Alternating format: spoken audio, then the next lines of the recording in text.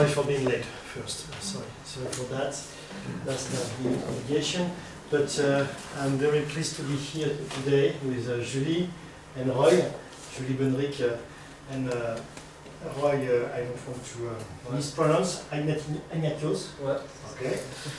And of course with our director of the CEFREPA for the temporary period. She's obviously the director of the French Institute in Kuwait, Soraya Saar. And yeah, so it will be a great night. It's a pleasure to welcome you for this conference from Aqaba to Failaka, which brings together two major archaeological sites, and archaeology and heritage conservation as complementary disciplines. So I would like to extend a special welcome to the Arabic language trainee in the room. Can you just shake your hands? Okay. Okay. So you're what, 12, 11? 12. Okay, that's quite a good group. So welcome to you. I understand you come mainly from France and Italy as well? That's, okay. It also highlights the diversity and the excellence of your institutions, Sciences Po, Aix-Marseille, INALCO, École Normale Supérieure, and also the growing interest of students and young researchers in CEFREPA and in Kuwait. France, as you know, has been engaged with Kuwait for quite a long time, more than 40 years actually, since 1983, to be accurate, on this archaeological cooperation in Failaka. The first French missions were led by researchers from the Maison de l'Orient et de la Méditerranée in Lyon, including Jean-François Salle, Yves Calvet, Olivier Callot, with the early involvement of Annie Cobet, honorary general curator at the Louvre Museum. She came back a few months ago to discuss with us different projects, and she still has a very vivid memory of her time in this mission. This cooperation continued at the site of al-Qusur, where the discovery of a Christian church and monastic remains from the late 1980s onwards profoundly renewed our understanding of Failaka during the Umayyad and early Abbasid periods. You correct me if I'm wrong. Today, the French-Kuwaiti Archaeological Mission in Failaka, which has been directed by you, Julie Bonnéric, since 2014. Yes. This mission fully embodies this continuity and this renewal.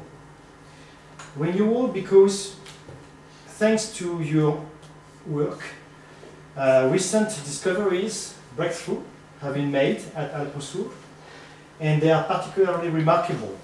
Exceptional inscriptions in Syriac and Middle Persian, evidence of advanced technical know-how, and insights into religious coexistence and exchanges during the early Islamic period between Christian and Muslim communities. I would like to warmly thank our Kuwaiti partners, in particular the National Council for Culture, Arts and Letters, under the leadership of His Excellency Mr. Mohammed Al-Jassar, for its constant support. And I also wish to salute Professor Hassan Ashkanani, but I don't see him tonight. But still, he's going to Egypt right now. Okay, but anyway, he's actively supporting the mission, the CEFREPA work, and I want to thank him as well for his essential contribution to the understanding of Kuwait's archaeological heritage.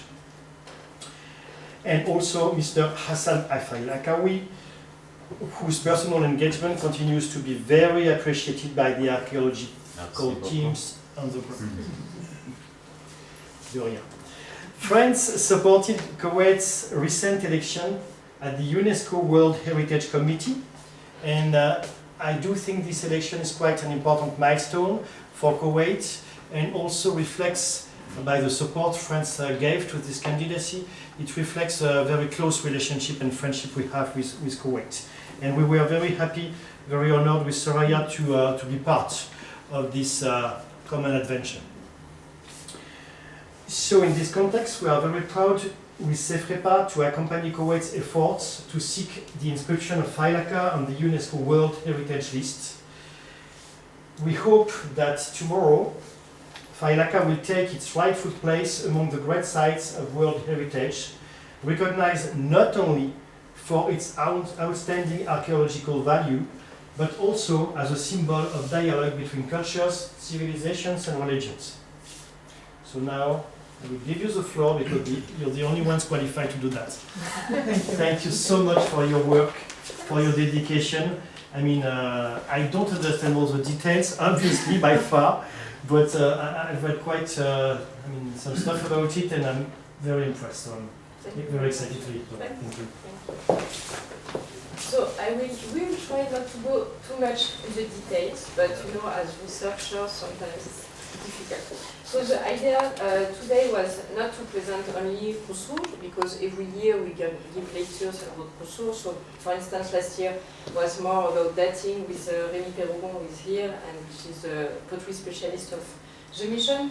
So Roy and I participated to a project in Aqaba in southern Jordan, with also implication of archaeologists and conservators. So the idea was to show here the importance of this dialogue, and that would be very fruitful, and which is already fruitful also in Qusur, of course in the perspective, as it was mentioned by our ambassador, of the inscription of Failaka on the UNESCO list. So I guess everybody knows Aqaba in southern Jordan, but maybe less the site of the so-called Aqaba Church, that is located not too far from the sea, and at a good distance of the Ayla site, which is the famous harbor of the Abbasid period and Fatimid period.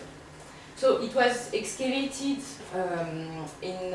after it was discovered in 98, and then excavated. So you have a first picture from the DOA archive before excavation, and as you can see, the building was discovered in a very good state of preservation, with like more than 2 meters of walls in mudbricks, with arches, windows, which is not at all the case in Failaka, for instance, but it's a very rare state of conservation. So the site was excavated by Dr. Thomas Parker from North Carolina State University in the framework of a larger project, the Roman Agave project. So they did very deep soundings and very extensive excavation, also on layers earlier to the church. But when they finished, they did not backfill the site. So everything stayed in this state, with the walls and the archaeological layers open to rain, wind, and also humans. So no conservation work, no backfill. Here you can see this building that is considered as a church, but which should be restudied probably. So as you can see, the hypothesis of this team was a church here with an apse in 2 rooms, which is not very usual, and here will be the nave and a chancel here. So I don't know if you see very well. So their hypothesis is based on few discoveries, like this marble plaques, which is probably offering table, so which is usually in the apse, in the sanctuary of the church. Also, this glass fragments that was considered as a ceremonial container for holy water, and also a grave inside the building that was considered as the grave of a saint, of a place for relics.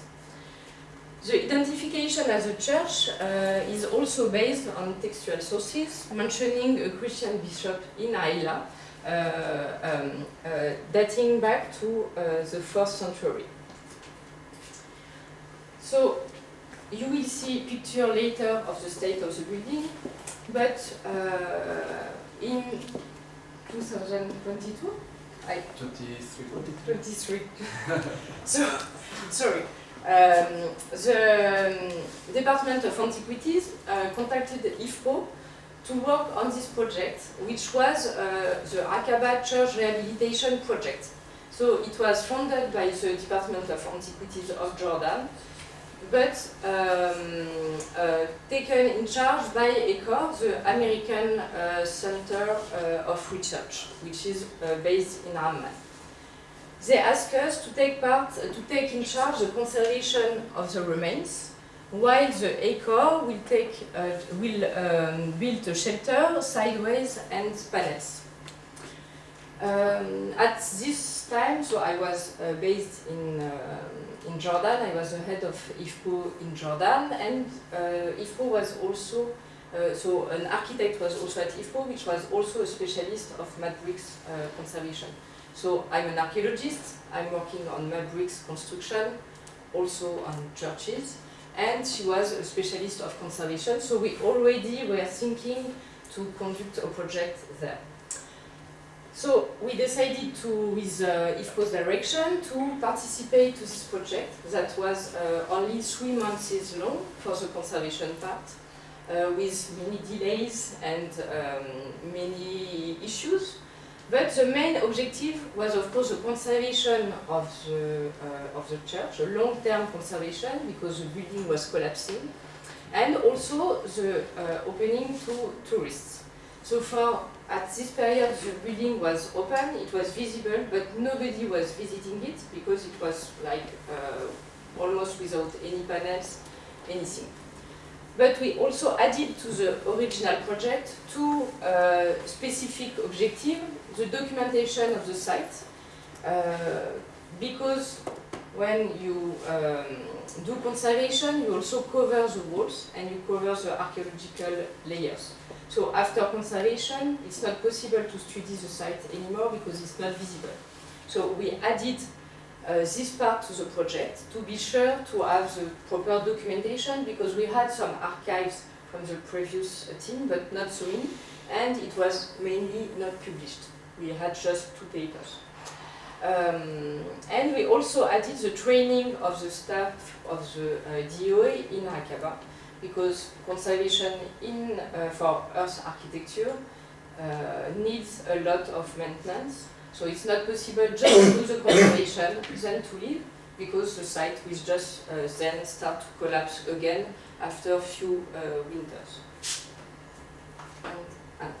So the team was composed of 2 archaeologists, 2 architects, and 1 engineer.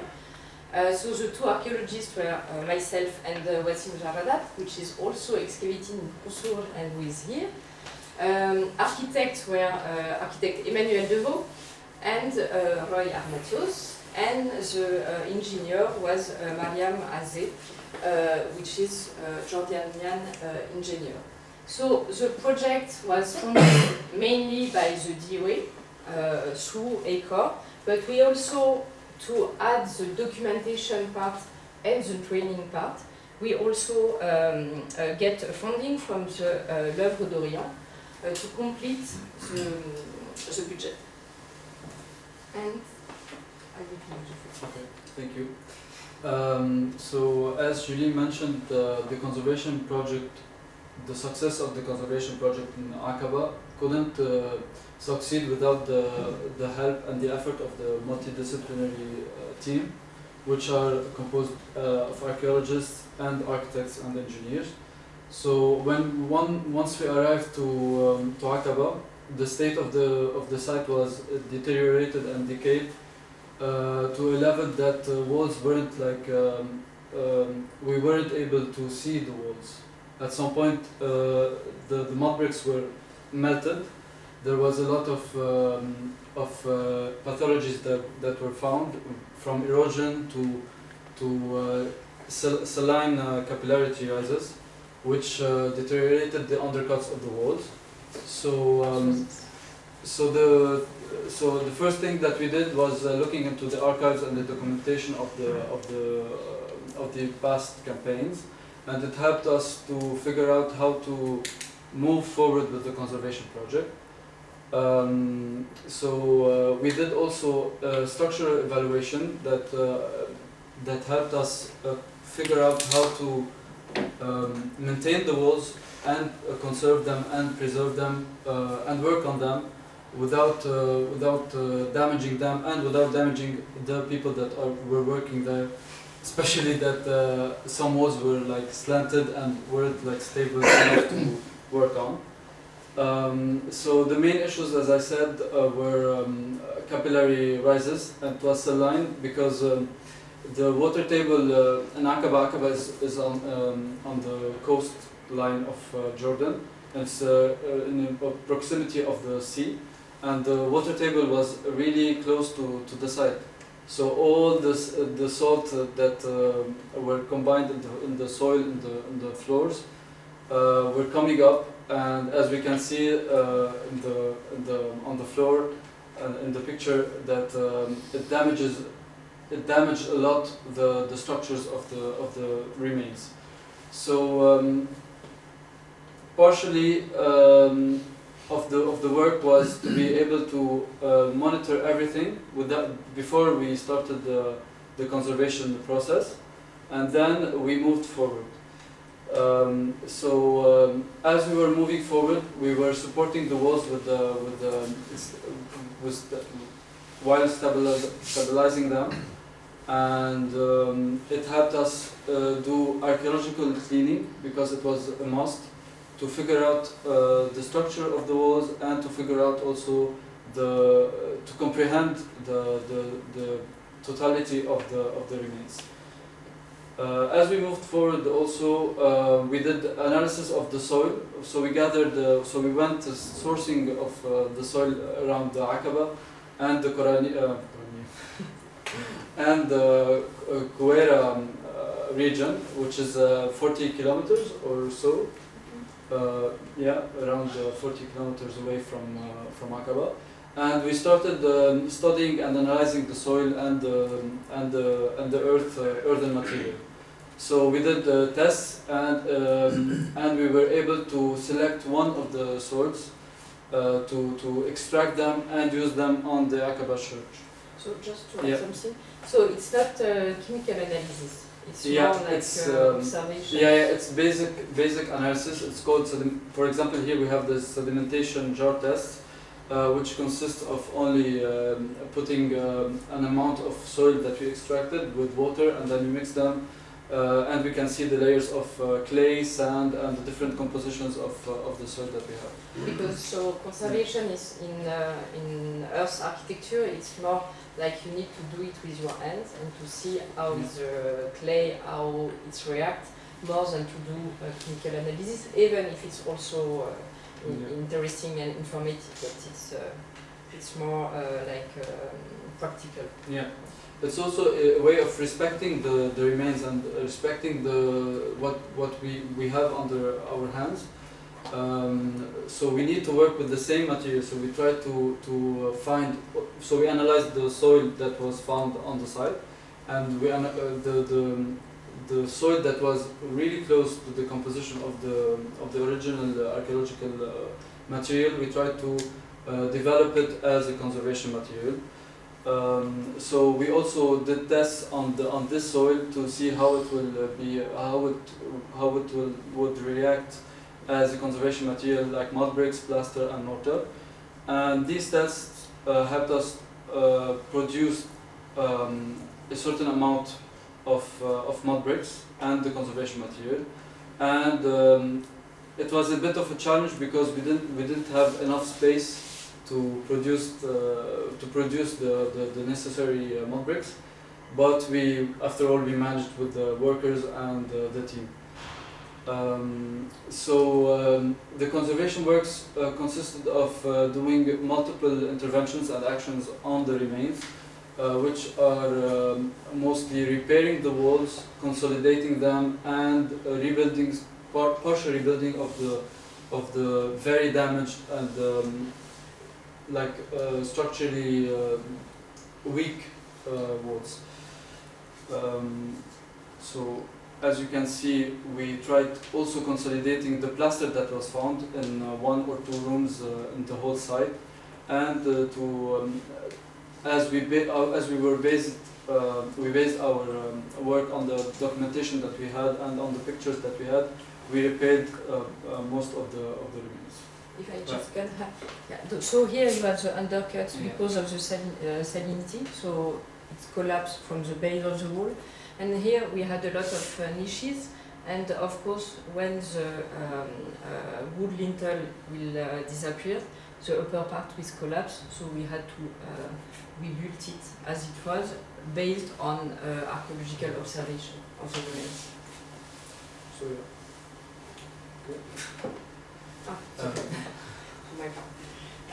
So what we did also in parallel, or before the conservation, was archaeological monitoring and cleaning.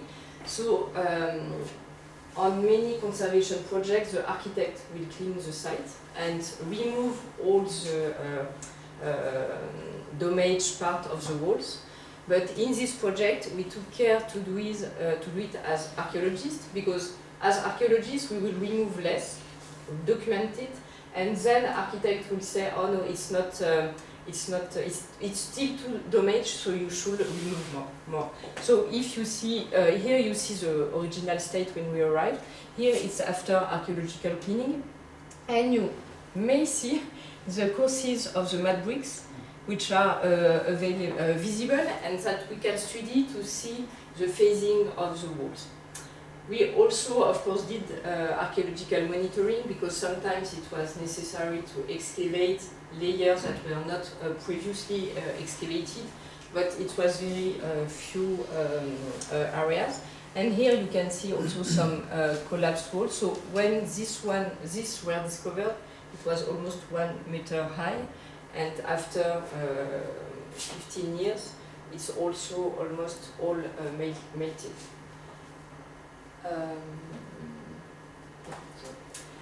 So we did training for the DOA employee. So it was under the responsibility of Mariam Al-Azze. So the idea initially was that they will be part of all the process and all the work we were doing. But unfortunately, they were not always available, because they had a lot of logistical tasks and administrative tasks. So there is a similarity sometimes with Kuwait. So because it was not possible for them to come and to work with us, we changed the process, and we did workshops, which is less efficient because it's not long term, and it stays theoretical, when conservation, in particular in earthen architecture, should be practical. But they still did this training about the soil types, how to characterize them, and to test the soils, then test the bricks and the durability of the mortars, so the test that Roy mentioned before, preparation of the mortar, preparation of the plaster, so the final coating on the walls, and the question of the maintenance. So it was short workshops, but they still had the idea of the whole process we implemented, but still it would have been better to have people during the 3 months we were working. So an important part of the project was the documentation. So of course we did stratigraphical sections, as on every side, so to document the layers we were removing, but also to document the layers that were visible in the section and previously excavated. But the main issue with the previous excavation was not stratigraphical documentation, because we have a lot of information about it, but it was more the issue of the plan. So the walls were collapsing, and so before the intervention of the architect, we did a systematic plan of the site, or mainly Wassim did it, because I was in Failaka at this moment. And so you can see all the bricks. So the idea here is to study the building techniques, so how the bricks are placed in the wall, because there is many possibilities to build a wall in mudbricks, but also to see on the wall scale of the site which walls are linked together. So in architecture, when you want to build a room, you have to link the walls or it will collapse. So if you have two walls that are linked, it means they've been built in the same time, so in the same phase. But if they come against each other, that means there is two phases. So I'm sorry, I need to go back to the plan. So it's a work which is still in progress. But when you see this plan, you can think of a church, which would be here with a very strange sanctuary. But you can also think of many rooms and a courtyard in the middle of other rooms. So, for now, from an archaeological point of view, there is no proof that this building is a church. And what I forget to precise, because we are at the end of the 8 weeks mission, so I'm a little bit tired, I forget to precise that if it's a church, it's one of the oldest in the world, because it will be from the 4th century. So it's very important to be sure it's a church or not. And this is why the documentation work and the processing we will do in a few weeks is very important. But it's just that it's also important before to do conservation to have the point of view of archaeologists, because the project, the aim of the funding was to conserve a church. So at the end, it was done. So it's good because from archaeological point of view, all the remains are valuable and should be preserved. But it's not the same to do conservation on 4th century buildings with a courtyard and to do conservation of one of the oldest church in the world. So, of course, when you go to the site, it's written it's a church. So, for the anecdote, before the project, we had 2 panels on the site. One with the plan of the church, with the nave and the apse, and another one, few meters away, with another plan, saying that this is the nave, and here are the collateral of the church. So, completely other interpretation. So, we are still working on the documentation, but I think it's true it's very important to study the sites before conservation and to document the site. So here you have before, after, so you had all the detail of how we proceed, but you can see the difference. Now there is a shelter on the site, which is also another question, without or with shelters, but it's a very technical question. So at the end of the 3 months of work, we did the job, and it's still working quite well. But we still have to process the data to publish and to try to understand. I think we will never be able to say for sure if it's a church or not, but at least we have to raise questions if it is or not. And now we will go closer to Sefrepa in Failaka, which is also a Christian site, for sure with a church. Here there is no doubt.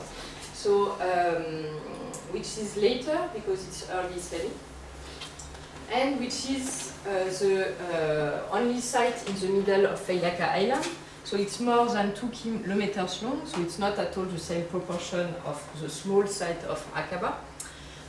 It's dated from, thanks to the ceramics studied by Remy, from the middle of the 7th to the middle of the 9th century. This excavation, so the French-Kuwaiti Archaeological Mission in Failaka, is a cooperation between French and Kuwait.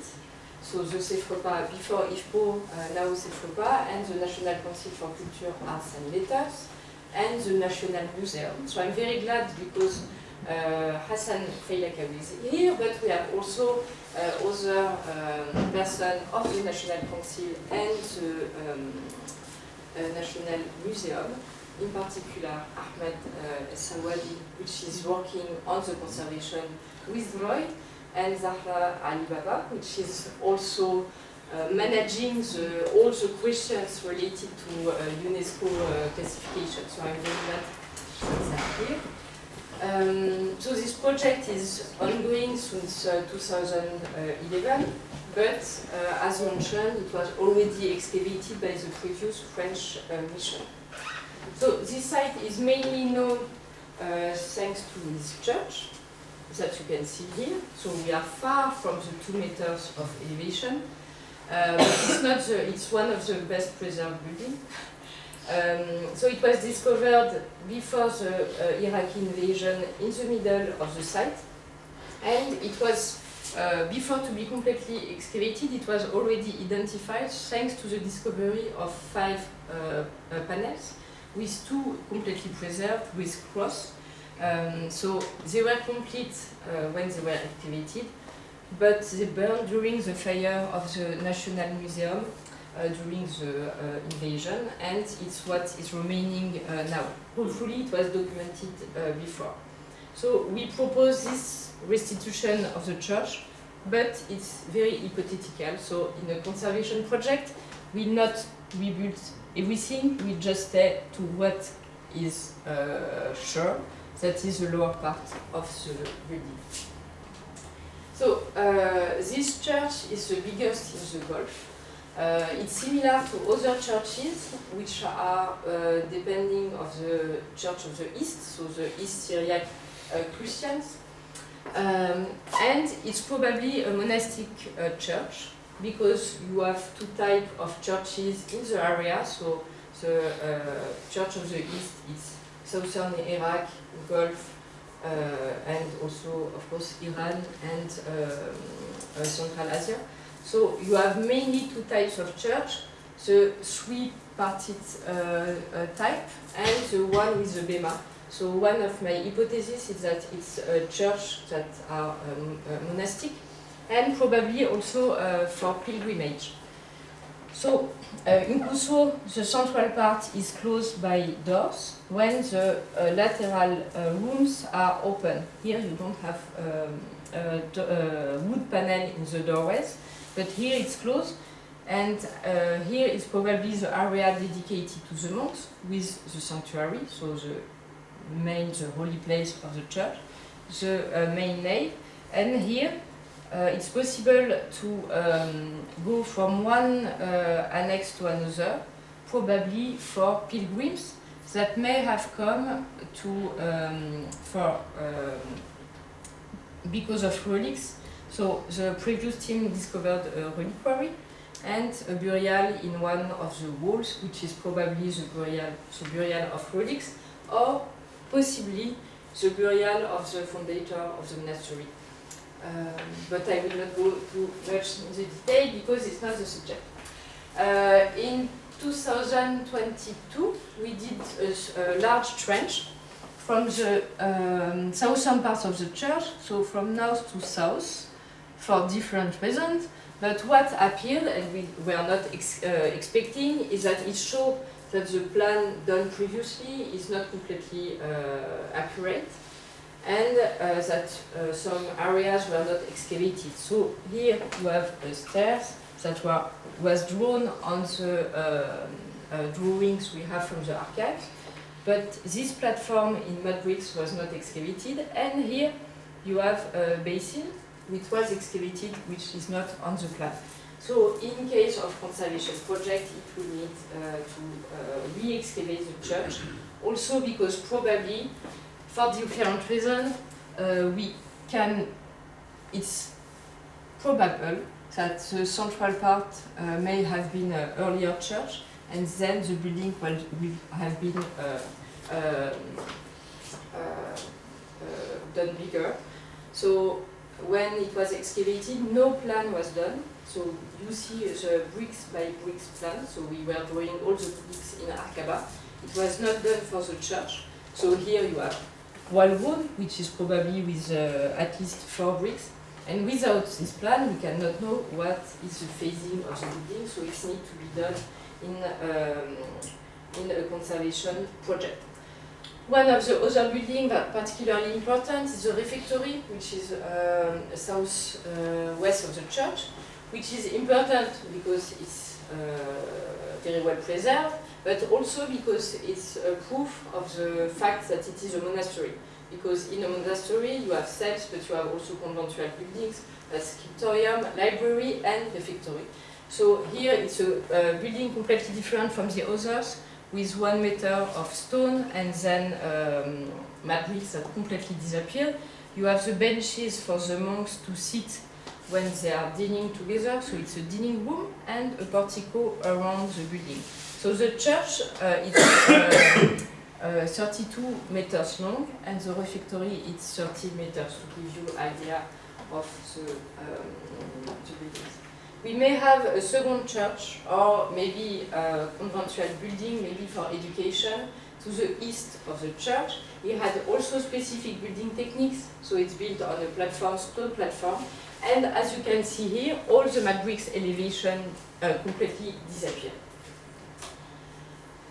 One unique building is a food processing building that is in front of the church to the west, which is also more than 30 meter long and organized around a courtyard with a lot of structures related to processing of food, like madbasa to do date molas, a mill area to do flour. So you have here the base of the millstones, which were discovered. So it's not exactly the same millstone, but it's to give you an idea, so to process grains.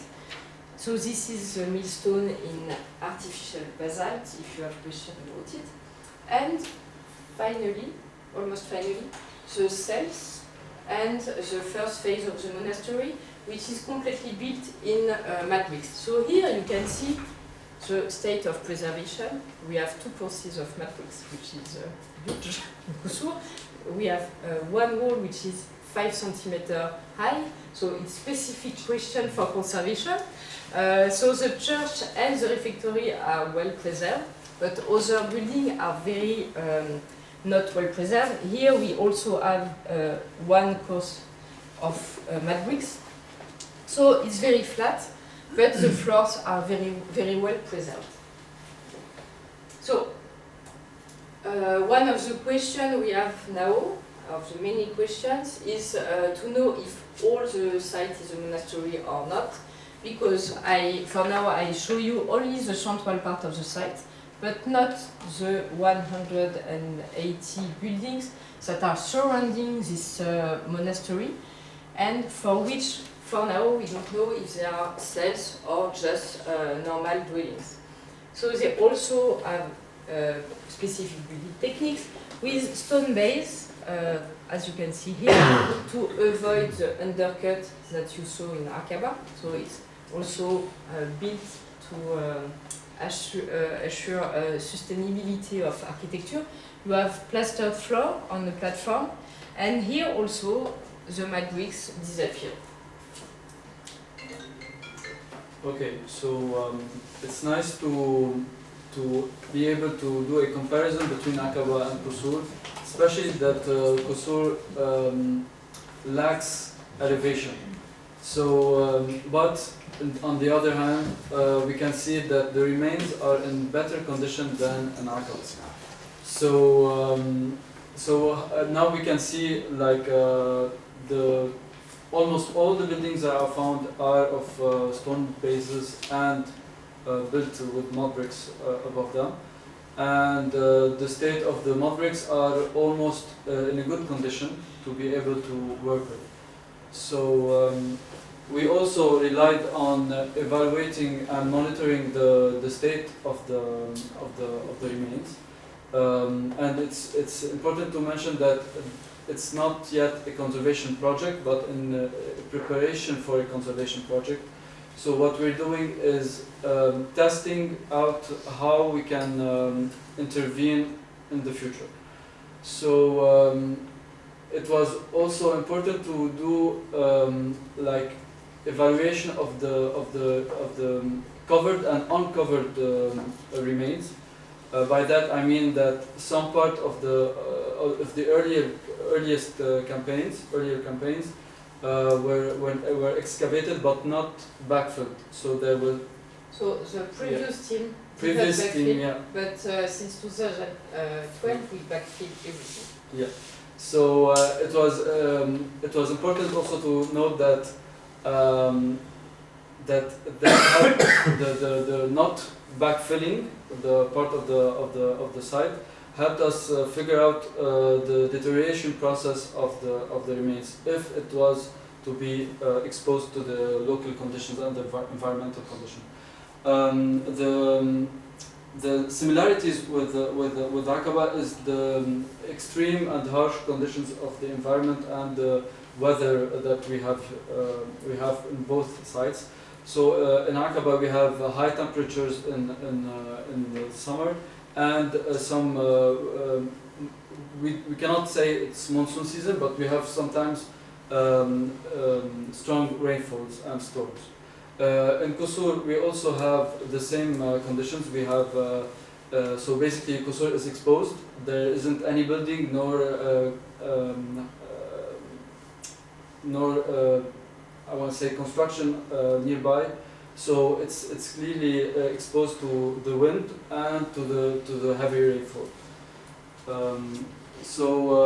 As we did in Aqaba, we also did in Qusur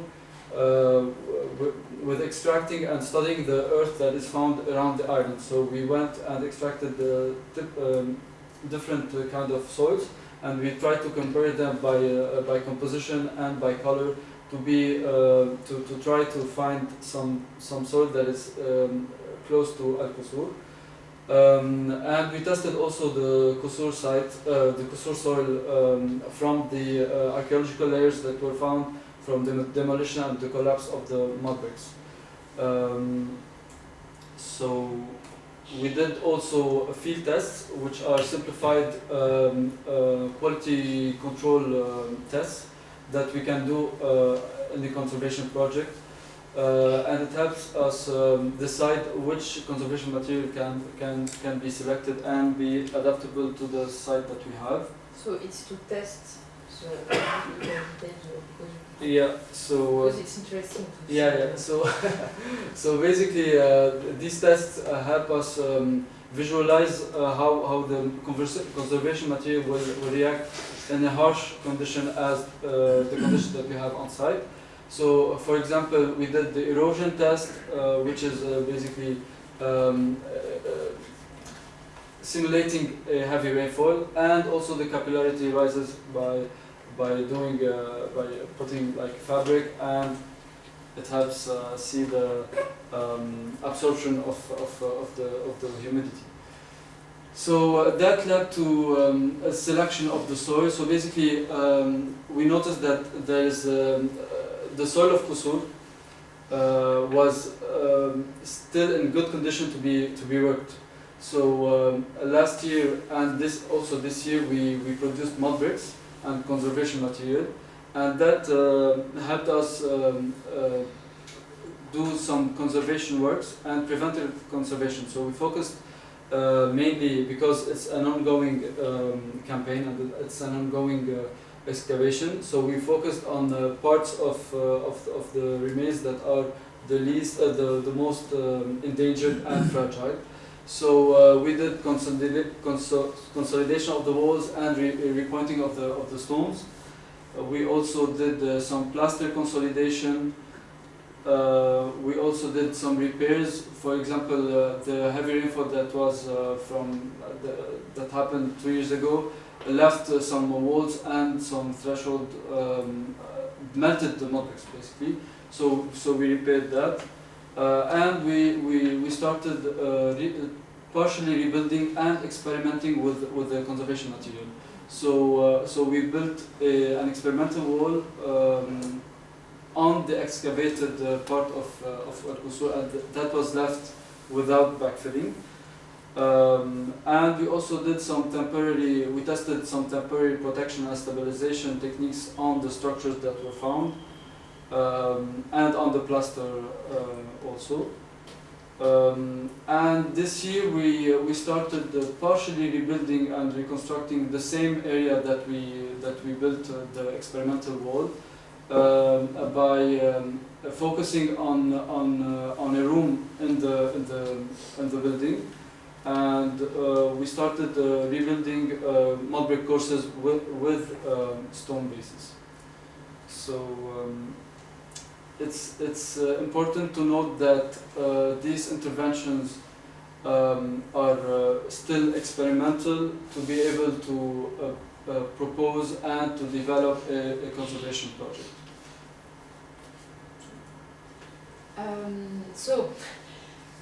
What Roy mentioned is that we are just at the beginning, so we are doing tests, we are doing preventive conservation, we start to do reconstruction a few days ago.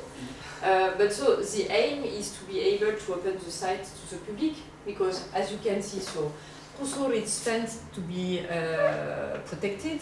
We recover everything, so if you go to Qusur, you will see absolutely nothing except the towers we did with the stones. So here it's Google Maps. So when you go on Google Maps, you have, I don't know why, a temple, and Failaka, and that we will not rebuild. And you have this, so now people think that al-Qusur is these towers that we did just to manage the stones. So we will not do that, because so it's a 3D rendering that is a proposition. We have some clues about the roofs, about the windows, about the evacuation of the water, but it's always hypothetical.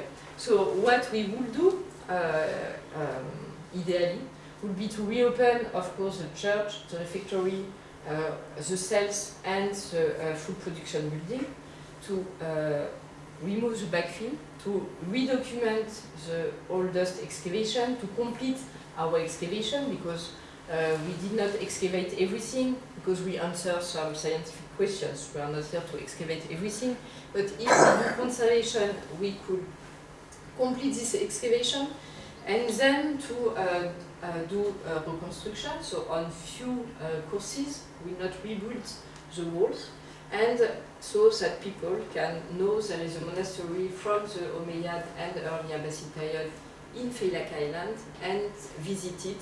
In particular, Kuwaiti people, which mainly don't know about this site. I mean, nobody knows.